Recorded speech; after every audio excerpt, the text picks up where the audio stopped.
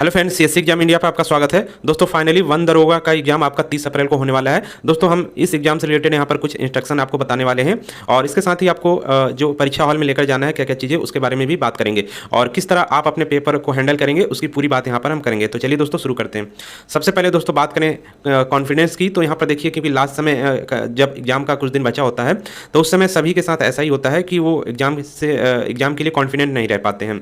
यहाँ पर सबसे ज़रूरी है कि आप कॉन्फिडेंट रहिए। जितना भी चीज़ आपने पढ़ रखा है मान के चलिए कि आपका एग्जाम उसी से आएगा, उसी से आपके क्वेश्चन उसमें देखने को मिलेंगे पेपर में। तो यहाँ पर बिल्कुल आपके पास कॉन्फिडेंस होना चाहिए, क्योंकि ये आपके पास नहीं है तो आप गड़बड़ियाँ निश्चित रूप से आप अपने एग्जाम में करेंगे। यहाँ पर देखिए जिन लोगों को भी यहाँ पर डर लग रहा है उसका मतलब ये है कि आप अपने एग्जाम के प्रति सचेत हैं, यानी आपने तैयारी कर रखी है तभी आपको यहाँ पर डर लग रहा है। जिनकी तैयारी नहीं है वो लोग एग्जाम से नहीं डरेंगे, तो ये ध्यान रखिएगा। और ये सबके साथ होता है और लास्ट समय पे ये भी लगता है कि हमने ये नहीं पढ़ा वो नहीं पढ़ा, तो ये सब आपको लगेगा ऐसा यहाँ पर।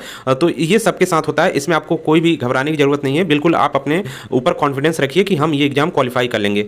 नेक्स्ट यहाँ पर दोस्तों आप बात करते हैं कि इस एग्ज़ाम के लिए कितने लोग इसमें जाएंगे या अपीयर होंगे। तो यहाँ पे देखिए टोटल 19,227 लोग क्वालिफाई किए गए थे मेंस एग्जाम के लिए। तो यहाँ पर देखिए बहुत से लोग ऐसे होंगे जो ये एग्ज़ाम अटैम्प्ट नहीं करेंगे और कुछ लोगों का दूसरे एग्जाम में सिलेक्शन हो गया होगा, वो लोग भी यहाँ पर हो सकता है एग्जाम ना अटैम्प्ट करें। और इसके साथ ही बहुत से स्टूडेंट ऐसे होंगे जो इस एग्जाम के लिए सीरियस ही नहीं होंगे और बहुत से स्टूडेंट हैं जो फिजिकल फिट नहीं होंगे। तो मिनिमम मान के चलिए आप 15 से 16,000 लोग फिर भी इस एग्जाम में जो है अपीयर होंगे। लेकिन यहाँ पर आपको ये सब नहीं देखना है, इसमें बस आपको अपना देखना है, अपने आप को यहाँ पर क्वालिफाई होने से आपको मतलब है कि हम इस एग्जाम को किसी भी तरह से क्वालिफाई कर लें बस। बाकी कितने भी लोग इसमें अपीयर हो रहे हैं, क्या हो रहा है, कुछ भी आपको इससे लेना देना नहीं है। नेक्स्ट यहाँ पर अब दोस्तों बात करते हैं जो पेपर का लेवल आपका रहने वाला है वो क्या रहने वाला है। तो यहाँ पर हम बात करें क्योंकि पेपर आपका ग्रेजुएट लेवल का पेपर ये है और एकदम ईजी क्वेश्चन भी आपको इसमें देखने को नहीं मिलेंगे, क्योंकि एक लेवल मेंटेन करना होता है किसी भी एग्जाम के लिए। और इस समय आप देख रहे हैं कि UPSSC किस तरह से पेपर पैटर्न उनका जो है किसी भी एग्जाम के लिए बदला हुआ है, क्योंकि कंपटीशन बढ़ा है तो उनका पेपर का जो पैटर्न है वो भी बदला है।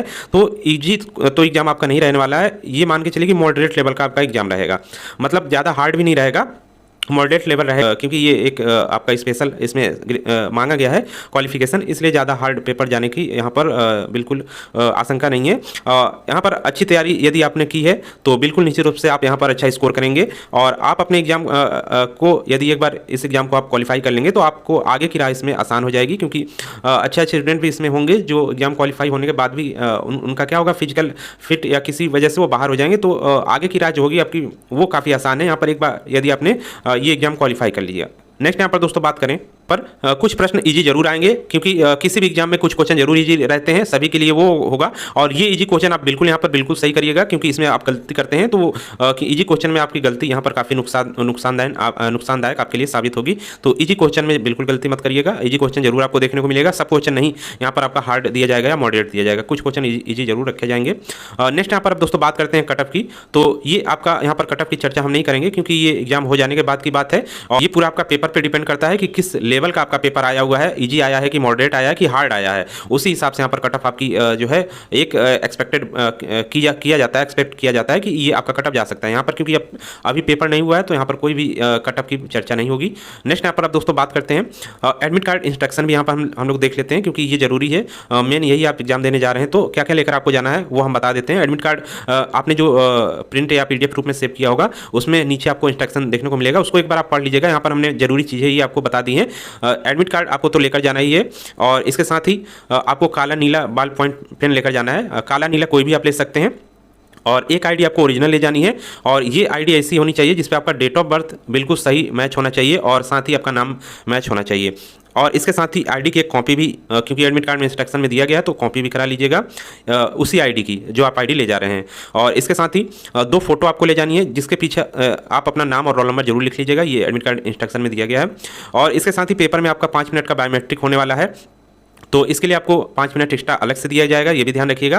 बायोमेट्रिक यहाँ पर अच्छा ये कर दिया गया है। इसके अलावा OMR आप यहाँ पर बिल्कुल सही से फिल करिएगा जब आपको OMR दिया जाएगा, यानी आंसर शीट दिया जाएगा, क्योंकि वहाँ पर यदि आप कोई गलती करते हैं तो फिर आप पेपर देने से पहले ही पूरे एग्जाम से बाहर हो जाएंगे, ये समझ मान के चलिए। और क्योंकि OMR बेस्ड ये ऑफलाइन एग्जाम है तो इसमें आपका इरेज करने का कोई भी मौका नहीं मिलेगा, और मिलेगा भी तो वहाँ पर आपका मान्य फिर OMR नहीं होगा। ध्यान रखिएगा, इसको कम से कम गलती कीजिएगा, मतलब ये मान के चलिए कि आपको यहाँ पर गलती बिल्कुल भी नहीं करनी है फिल करने में। OMR जैसे आपका रोल नंबर हो गया, परीक्षा केंद्र कोड हो गया, सभी यदि आप नहीं भर पा रहे हैं तो वहाँ पर जो इंस्ट्रक्टर रहते हैं उनसे पूछ कर भरिए। लेकिन गलती मत कीजिए। नेक्स्ट यहाँ पर अब दोस्तों बात करें, आपको क्वेश्चन बुकलेट यानी कि जो आपका प्रश्न पुस्तिका जो मिलेगी आपको, वो आप अपने घर ला सकते हैं, और इसके साथ ही कैंडिडेट आंसर शीट भी उसके साथ आपको मिल जाएगा।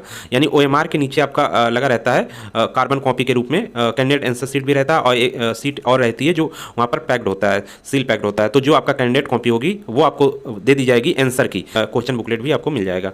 तो ये आपको लेकर आना है। और साथ ही यहाँ पर ध्यान रखिएगा, जो सील वगैरह है वो आप चेक कर लीजिएगा। पेपर यानी कि जब आपका क्वेश्चन बुकलेट ओपन किया जा रहा होगा, यानी कि जो आपका प्रश्न पुस्तिका संख्या है वो पैक्ड आता है, उसको ओपन किया जा रहा होगा तो वहाँ पर सील होगा, तो वहाँ पर सील सभी लोग जरूर इसका ध्यान दें कहीं से ओपन ना हो। और साथ ही जो आपका पेपर दिया जाएगा उसमें भी सील लगी रहती है, तो उसको भी चेक जरूर कीजिएगा। नेक्स्ट यहाँ पर अब दोस्तों बात करते हैं, सभी पेड वीडियो जितने भी थे हमने यहाँ पर यूट्यूब पर सब फ्री कर दिया गया है। अब आप आपको यहाँ पर देखिए जिसमें टॉपिक में डाउट हो उसको आप यहाँ पर जाकर देख सकते हैं। नेक्स्ट यहाँ पर अब दोस्तों बात करें टाइम की, तो टाइम आपके पास काफ़ी यहाँ पर है, 2 घंटे का टाइम यहाँ पर है, और टाइम की कोई कमी नहीं है, क्योंकि यहाँ पर कोई भी आपका मतलब कैलकुलेटिव पेपर तो है नहीं इसमें, तो टाइम काफ़ी है। आप आसानी से पेपर आराम से करिए, बिल्कुल क्वेश्चन पढ़ के बिल्कुल ध्यानपूर्वक करिए।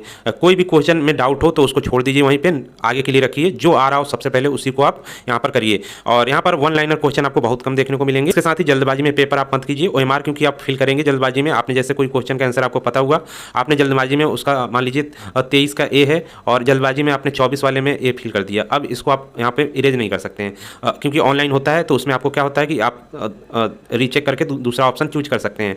लेकिन यहाँ पर आपने एक बार फिल कर दिया तो फिर मुश्किल हो जाएगा। और इसके साथ ही यहाँ पर देखिए कभी कभी कोई क्वेश्चन आपका नहीं आ रहा होगा तो ध्यान रखिएगा, पूरा पेपर जरूर पढ़िएगा। जो क्वेश्चन नहीं आ रहा उसको छोड़ दीजिएगा। पूरे पेपर में कभी कभी क्या होता है कि किसी क्वेश्चन का आंसर आपका दूसरे क्वेश्चन में भी दिया गया होता है तो वो मिल जाता है, तो इसलिए इसके चांस बहुत कम होते हैं, लेकिन कभी कभी मिल जाता है। तो ध्यान रखिएगा, पूरा पेपर आप जरूर पढ़िएगा यहाँ पर, तब यहाँ पर जो क्वेश्चन नहीं आ रहे होंगे उसको सॉल्व करिएगा। अब नेक्स्ट यहाँ पर बात करते हैं कितना अटेम्प्ट करें। तो देखिए मिनिमम अटेम्प्ट, सेफ अटेम्प्ट की बात करें तो 100 क्वेश्चन आपके आने हैं, और मान के चलिए कि आपको 85 या 85 से ज़्यादा आपको अटेम्प्ट करना ही है। मिनिमम आपको 85 हर हाल में यहाँ पर अटेम्प्ट करना है। क्यों बात करते हैं नेगेटिव मार्किंग का, तो ये आपका क्या इफेक्ट करेगा।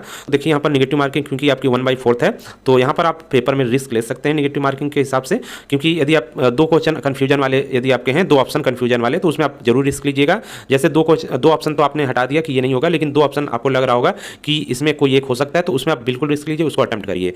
क्योंकि यहाँ पर 1/3 यदि आपकी नेगेटिव मार्किंग रहती तो फिर आप वही क्वेश्चन करते हैं जो आपको सही आ रहा होता, लेकिन 1/4 हो जाने से नेगेटिव मार्किंग आपका पेपर में ज़्यादा ये इफेक्ट नहीं करेगा। जिनके भी 60 क्वेश्चन सही कर ले रहे हैं, जो भी 60 और आगे क्वेश्चन नहीं आपको लग रहा होगा कि ये वो जो भी लग रहा होगा आपका, तो आप आगे के 20 क्वेश्चन में जरूर रिस्क लीजिएगा।